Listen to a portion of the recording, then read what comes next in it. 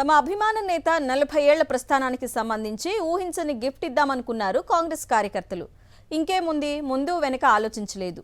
మాజీ ప్రధాని పివి నరసింహారావు విగ్రహం ఉన్న ఆవరణలోనే మంత్రి తుమ్మల పైలాన్ నిర్మాణం చేపట్టారు.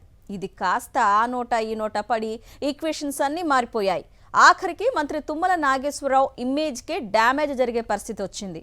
ఇంతకీ ఆ పైలాన్ కథ ఏంటో ఈ స్టోరీలో చూద్దాం. తుమ్మల నాగేశ్వరరావు 40 ఏళ్ల రాజకీయ ప్రస్థానానికి సంబంధించి మంచి గిఫ్ట్ ఇచ్చి మార్కులు కొట్టేద్దామనుకున్నారు కొందరు తుమ్మల అభిమానులైన కాంగ్రెస్ కార్యకర్తలు. మార్కులు పడటం దేవుడెరుగు. సీనంతా రివర్స్ అయ్యి తుమ్మలకే డ్యామేజ్ తీసుకువచ్చే పరిస్థితి వచ్చింది. ఖమ్మం పట్టణంలో 2020లో ఏర్పాటు చేసిన మాజీ ప్రధాని పివి నరసింహారావు 100వ జయంతి ఉత్సవాలను గత ప్రభుత్వం ఘనంగా నిర్వహించింది. ఆ సమయంలో ఖమ్మం లకారం ట్యాంక్ బండ్ వద్ద పివి కాంస్య విగ్రహాన్ని ఏర్పాటు చేశారు. మంత్రి తుమ్మల నాగేశ్వరరావు మంత్రిగా ప్రమాణ స్వీకారం చేసి 40 ఏళ్లు పూర్తవడంతో కొందరు కాంగ్రెస్ నాయకులు పైలాన్ నిర్మాణానికి సిద్ధమయ్యారు.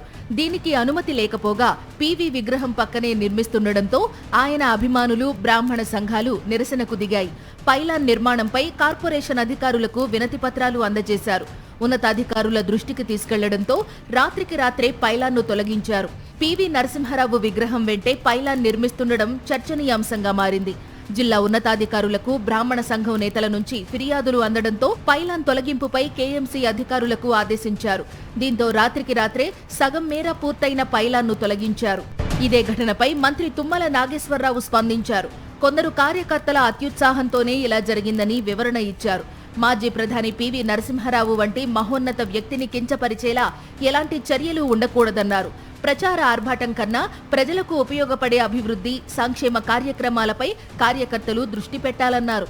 పైలాన్ నిర్మిస్తున్నారనే విషయం తెలియగానే తొలగించాలని కేఎంసీ కమిషనర్ను ఆదేశించానని చెప్పుకొచ్చారు మంత్రి తుమ్మల నాగేశ్వరరావు. ఏది ఏమైనా అనుమతులు లేకుండా చేపట్టిన పైలాన్ ఇప్పుడు ఖమ్మంలో చర్చనీయాంశంగా మారింది.